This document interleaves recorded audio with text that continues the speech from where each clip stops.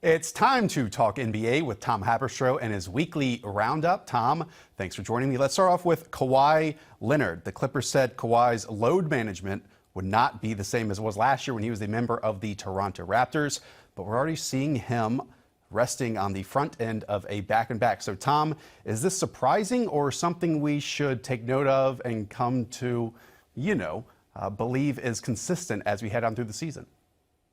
Yeah, this is not good for fans because what we were led to believe was that Kawhi Leonard was finally healthy and he looks great out there. And Doc Rivers said earlier today, telling reporters he's feeling better than ever. And yet he's taking off games for load management with his knee. This is an issue for the league because tonight's game is on ESPN. It is on the road. And these are two things that the NBA has sent memos to teams in 2017 that there are guidelines. If you're going to rest a high-profile player, do not do it on the road and do not do it in a nationally televised game. And in this instance, it's really problematic because the Utah Jazz are getting the Clippers this year, and Kawhi is taking the night off, and he's planning to play on Thursday at home in San Antonio in a back-to-back. So the first back-to-back set of the season, Kawhi Leonard is already taking games off, and this is just the fourth game of the season. So if he's already resting, this is an indicator of how the strategy is going to be going forward. And there are tons of games on national television for the Los Angeles Clippers this season. So the question is this just an early season thing, or are we going to see Kawhi Leonard take games off all through the season? And then secondly, what about Paul George? He hasn't returned yet. Are they going to do the same with him? Let's move on over to Trey Young, who was off to a super hot start, averaging 34 points through the first 3 games of the season. Then, Tom, he suffers a sprained ankle. So what's the outlook right now for Trey Young, and what does this mean for the Atlanta Hawks? Well, first things first, it's not a broken ankle, and it doesn't appear like something he's going to need to miss several games with, which is a huge sigh of relief, not just for Atlanta, but for the NBA. This is the 2019 version of Steve Nash. He is an unbelievable passer. He's a guy who's setting up teammates unlike any point guard we have in the NBA today. He's an electric player pulling up from the logo routinely. And I think this is not just one of the best young players in the league. He's also one of the most exciting young players. And when he got hurt, executives around the league they felt terrible. When I was reaching out to them to see if there was any insight, whether this is going to be a long-term injury, it looked bad. It looked like a severe ankle injury. And you wonder, is this a case where it looked bad and he was just being protective of his ankle? Because, man, we do not want to see Trae Young, as good as he is, and the Hawks look really talented and have a lot of young talent. This is a huge relief for the Atlanta Hawks and the NBA at large. And he played 81 of 82 games last season, so this is kind of a new thing here for Trae Young. All right, let's go to Jimmy Butler. Jimmy Butler missed the opening 3 games of the season due to paternity leave. He came back in a big way, though. 21 points, 2 assists, and 3 steals. We know Jimmy Butler has played for multiple teams over the last few years. Has he really found a home here, Tom? And what's the team's ceiling with Jimmy Butler on the roster?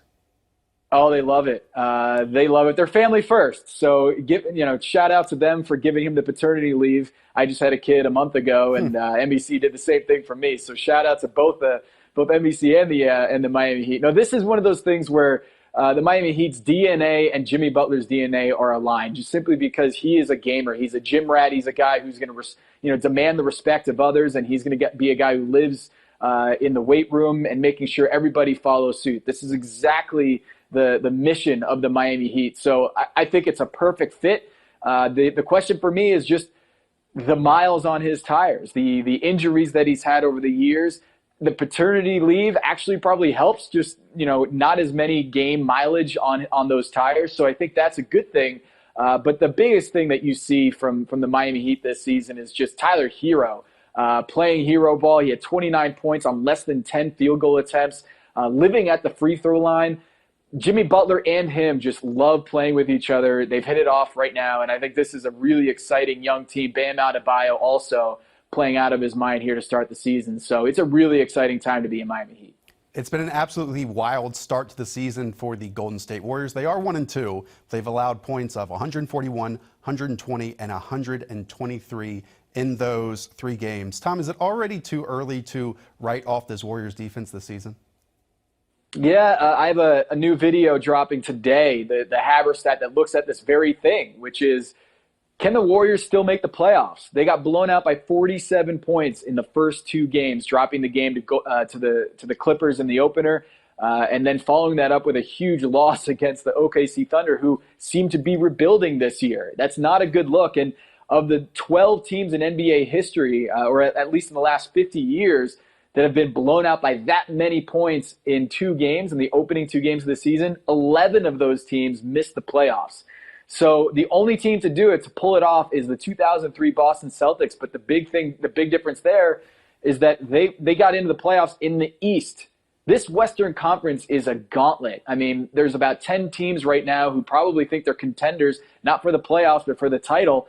And I think this is going to be an uphill climb for the Golden State Warriors. But look for them to make that climb on the back of Stephen Curry. They need to give him the ball more. He needs more touches. His usage rate in the first 3 games of the season is on par with what it was last year when they had to share the ball with Kevin Durant and Klay Thompson. They need to give him the ball and get him 30 shots a night, because that's the only way that they're going to get into the playoffs if Steph Curry goes Nova and wants to be an MVP again.